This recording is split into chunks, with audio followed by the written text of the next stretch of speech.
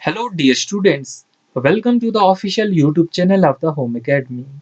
हम general science जो है वो कंटिन्यू करेंगे। लास्ट में हमने 25 क्वेश्चन डिस्कस किए थे फिजिक्स से रिलेटेड, और इसी तरीके से केमिस्ट्री, बायोलॉजी, ज्योग्राफी और हिस्ट्री सारों से जो हम क्वेश्चन डिस्कस कर रहे हैं।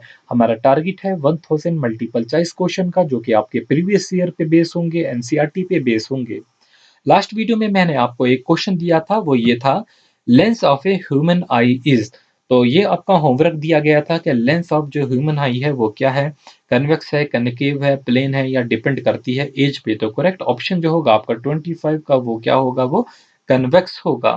तो उम्मीद है कि आपने जो है वो इसका आंसर जो है वो ठीक ही जो है वो मार्क किया होगा।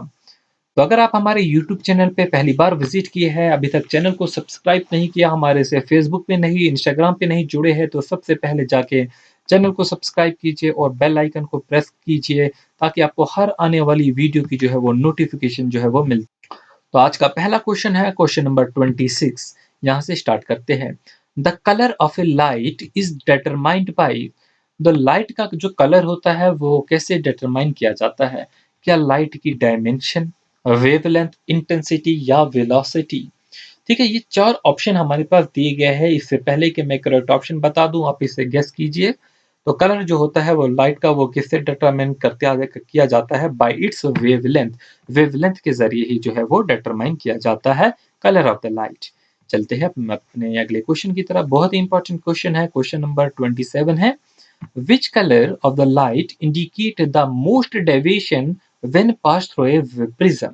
देखिए, हमारे पास एक प्रिज्म होता है, ये हमारे पास जो है एक प्रिज्म होता है।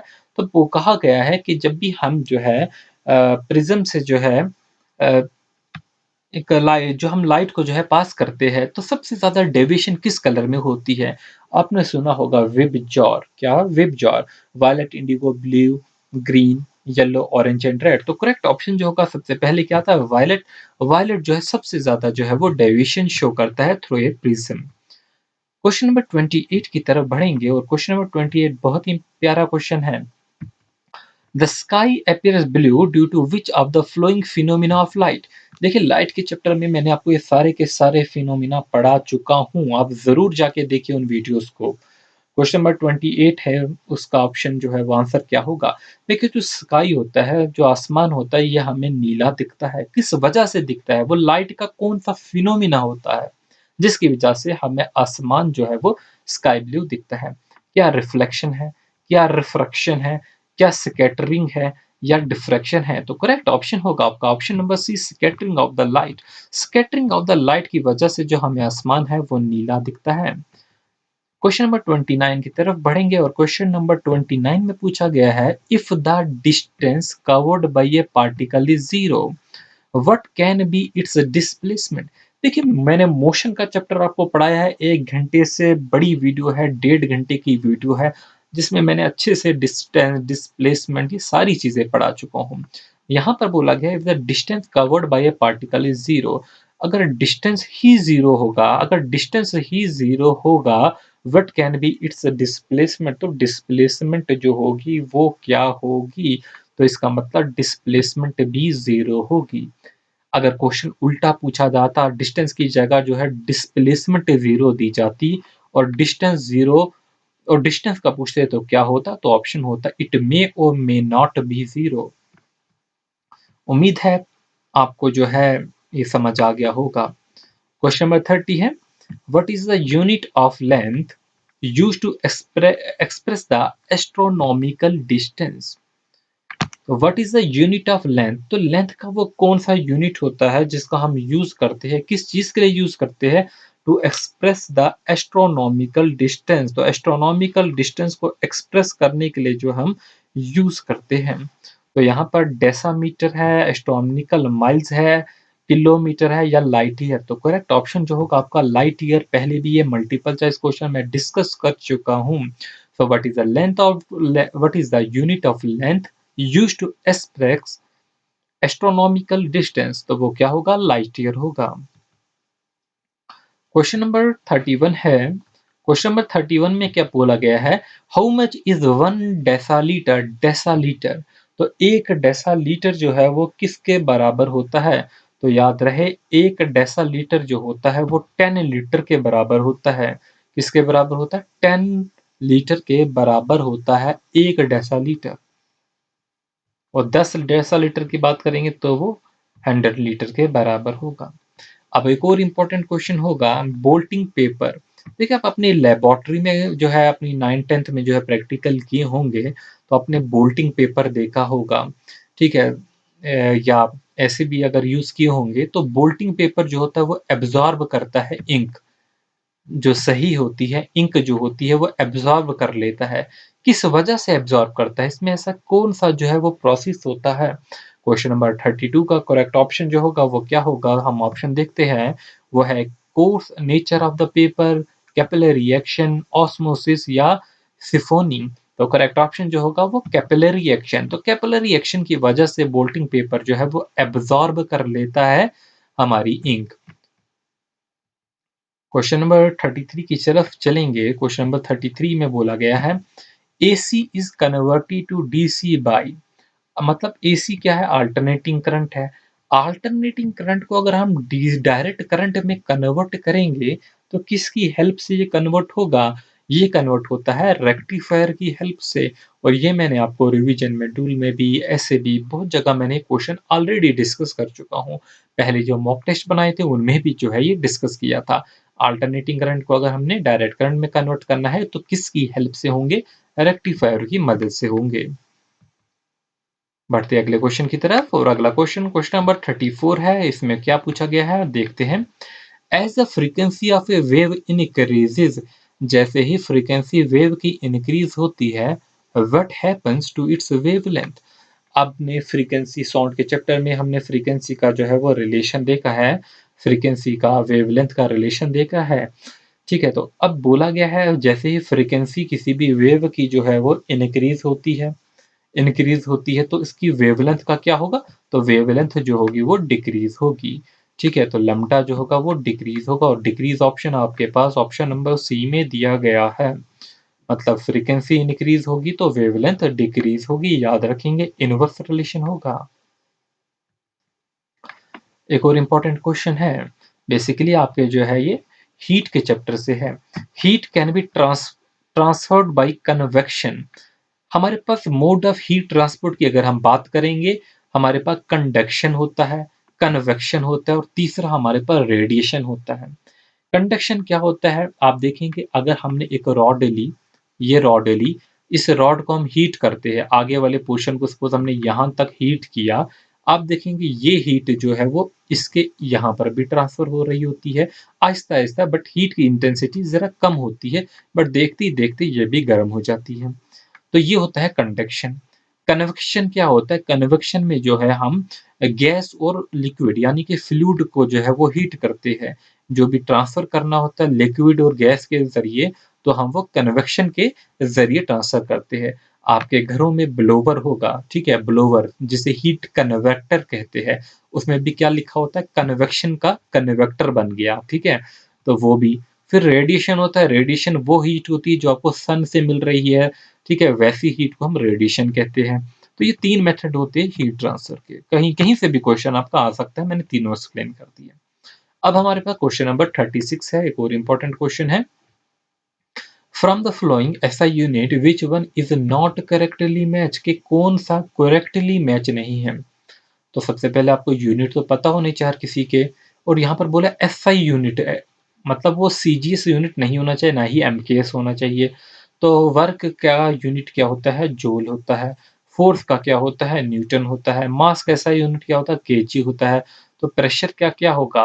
तो प्रेशर का सीजीएस जो एसआई यूनिट होता है वो डाइन नहीं होता, ठीक है? तो यही आपका ऑप्शन होगा, आपका 36 का ऑप्शन नंबर डी जो होगा वो करेक्ट होगा।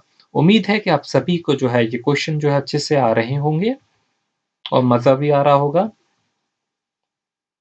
ठीक है, फीडबैक जो है वो ज़रूर आप दे देना मेरे को नीचे कमेंट सेक्शन में। और अगर ऐसे स्टूडेंट जिन्होंने अभी तक हमारे यूट्यूब चैनल को सब्सक्राइब नहीं किया है, हमारे साथ फेसबुक पे जो है, इंस्टाग्राम पे नहीं जुड़े हैं, तो ज़रूर जुड़े रहें।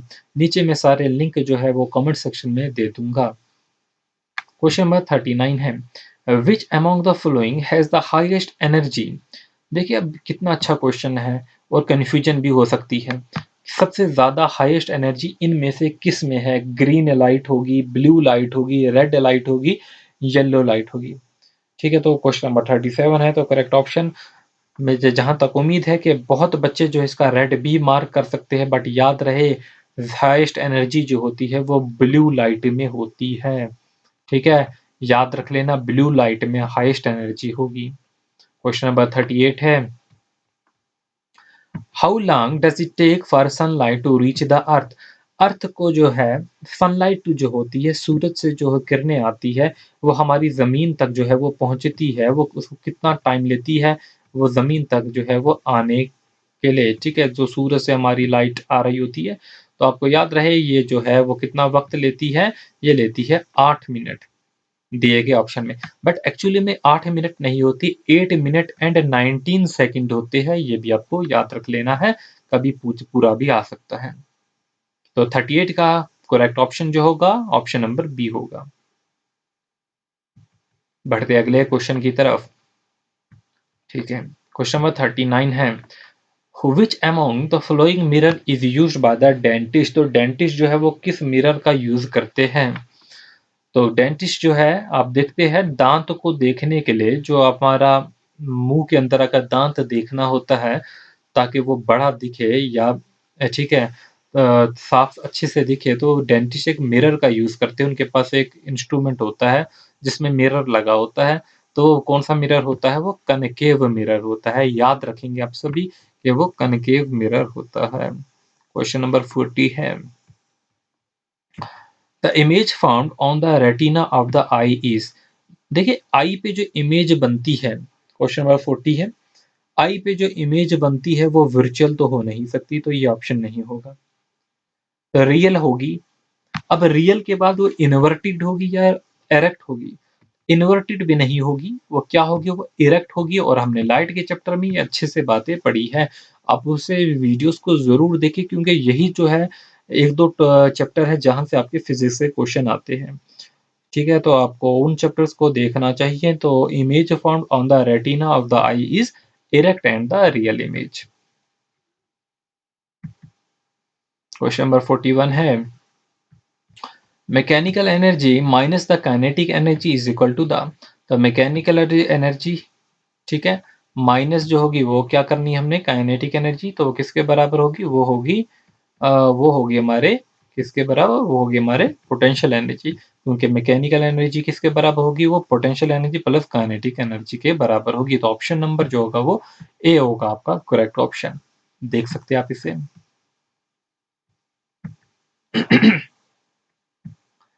तो क्वेश्चन नंबर जो है वो 42 है। क्वेश्चन नंबर 42 में आपको होमवर्क दूंगा, क्योंकि ये चैप्टर मैंने पढ़ाया है। Sound is a form of, sound किस फॉर्म की एनर्जी है? मैकेनिकल एनर्जी है, इकोज है, इलेक्ट्रोमैग्नेटिक वेव है, या वाइब्रेशनल एनर्जी है? बहुत अच्छे से पढ़ा चुका हूं। तो आप क्वेश्चन नंबर आप लिखेंगे question number 42, sound is a form of, जो भी आंसर होगा वो आप लिखेंगे। खाली ए बी सी डी नहीं लिखेंगे, क्या लिखेंगे? Sound is a form of dash dash energy, पूरा लिखेंगे। ठीक है, क्वेश्चन नंबर 43 की तरफ चलते हैं। Question number 43, which of the following is based on the heating effect of the current? इनमें से कौन जो है वो बेस है किस पे? Heating effect of the current पे कौन बेस है? हमारे घर में गीजर है, बिल्कुल हीटिंग इफेक्ट ऑफ करंट पे बेस है। हेयर ड्रायर की बात करेंगे, ये भी heating effect of the current पे जो है वो बेस है। तो मतलब बोथ ऑफ द अबो ही होगा आपका आंसर। 43 का करेक्ट ऑप्शन जो होगा वो सी होगा। क्वेश्चन नंबर 44 है, an electric current flowing through a conductor produces dash dash around it। आपने देखा होगा यहाँ पर, अच्छा उसे छोड़िए। An electric current flowing through a conductor, एक हमारे पास कंडक्टर है। कंडक्टर क्या होता है? जहां से करंट फ्लो हो रहा है, मतलब कोई भी आपकी वायर हो सकती है। इलेक्ट्रिक करंट अगर इससे फ्लो हो रहा है through conductor produces around it, तो ये क्या प्रोड्यूस करता है अपने आसपास? क्वेश्चन नंबर 44 का जो है करेक्ट ऑप्शन जो होगा वो क्या होगा? वो मैग्नेटिक फील्ड होगा। तो अपने आसपास जो है वो मैग्नेटिक फील्ड को जो है वो प्रोड्यूस करता है। क्वेश्चन नंबर 45 है, क्वेश्चन नंबर 45 है, what is the SI unit of pressure? Pressure का एसआई यूनिट क्या होगा? प्रेशर का एसआई यूनिट होता है ये देखिए पास्कल होगा। प्रेशर की यूनिट होती है पास्कल होता है, बार होता है, ये प्रेशर के यूनिट होते हैं। तो इसका एसआई यूनिट जो होगा वो क्या होगा? वो पास्कल होगा। उम्मीद है कि सारे क्वेश्चन आप ठीक कर चुके होंगे। Lux is an SI unit of, तो आपको जो मैंने जैसे कि कुछ यूनिट्स दिए हुए थे रिवीजन मॉड्यूल में, आप उन सारों को पढ़ना है। ठीक है, इनमें से एक भी यूनिट आ सकता है, एक ही आएगा, ज्यादा नहीं आएंगे। तो लक्स जो होता है वो किसका यूनिट होगा? तो चार ऑप्शन दिए गए हैं, luminous flux, magnetic flux, impulse या ल्यूमिनस इंटेंसिटी। तो करेक्ट ऑप्शन जो होगा वो क्या होगा? Luminous intensity. तो लक्स जो है होगा वो किसका ऐसा यूनिट होगा? ल्यूमिनस इंटेंसिटी का होगा। क्वेश्चन नंबर 47 है, वो 47 क्वेश्चन में पूछा गया है, therm is the unit of. Therm जो है वो किसका यूनिट है? हीट का, पावर का, लाइट का, डिस्टेंस का। तो यहाँ पर करेक्ट ऑप्शन होगा therm is a unit of heat. Therm किसका यूनिट है? हीट का यूनिट होगा। क्वेश्चन नंबर 48 है, क्वेश्चन नंबर 48 में क्या बोला गया है? मिरेजिस, माइरेजिस बोलो या माइरेज बोलो, आर फाउंड प्राइमरली, बनते हैं किस वजह से? Due to digestion of light. किस वजह से बनते हैं? Mirages are found primarily due to, किस वजह से बनते हैं? तो इसके पीछे क्या फिनोमेना है? माइरेज जो है मैंने आपको ऑलरेडी जो है वो पढ़ाया हुआ है, आप देखेंगे वीडियोस को। तो माइलेज जो है वो किस फिनोमिना की वजह से बनता है? क्वेश्चन नंबर 48 है, तो वो करेक्ट ऑप्शन जो होगा वो रिफ्रैक्शन होगा। तो रिफ्रैक्शन फिनोमिना होता है जिसकी वजह से माइलेज बनता है। बढ़ेंगे अपने अगले क्वेश्चन की तरफ। अगला क्वेश्चन है, which unit is used to measure the noise? Noise को मेजर करने के लिए कौन सा यूनिट होता है? देखो वोल्ट तो नहीं होगा, ठीक है, पोटेंशियल डिफरेंस का यूनिट होता है, हर्ट्ज फ्रीक्वेंसी का होता है, ओम्स करंट का होता है। तो वो क्या होगा? नॉइज को मेजर करने के लिए डेसिबल होगा। तो करेक्ट ऑप्शन 49 का जो होगा वो ए होगा। तो आज का आखिरी क्वेश्चन, क्वेश्चन नंबर 50 है, a body in motion essentially requires. वो बॉडी इन मोशन का मतलब वो कौन सी एनर्जी होगी? काइनेटिक एनर्जी होगी। तो इसमें आगे क्या सोचना, तो मोशन में जो एनर्जी होती है वो काइनेटिक एनर्जी होती है। तो इसका करेक्ट ऑप्शन जो होगा वो ऑप्शन नंबर ए होगा। तो उम्मीद है दोस्तों कि आपको ये वीडियो जो है पसंद आई होगी। आप मुझे फीडबैक ज़रूर देंगे कमेंट सेक्शन में कि ये वीडियो कैसी लगी या आप क्या चाहते हैं वो भी बोल सकते हैं। ठीक है, अपने दोस्तों के साथ ज़रूर शेयर कीजिए चैनल को। फेसबुक पे जुड़िए, इंस्टाग्राम पे जुड़िए, और अगर अभी तक आपने इस चैनल को सब्सक्राइब नहीं किया है तो सबसे पहले सब्सक्राइब कीजिए, बेल आइकन साथ में प्रेस कीजिए ताकि आपको जो भी हम वीडियो अपलोड करें उसकी नोटिफिकेशन आपको मिलती रहे। Thanks for watching, all the best, good luck.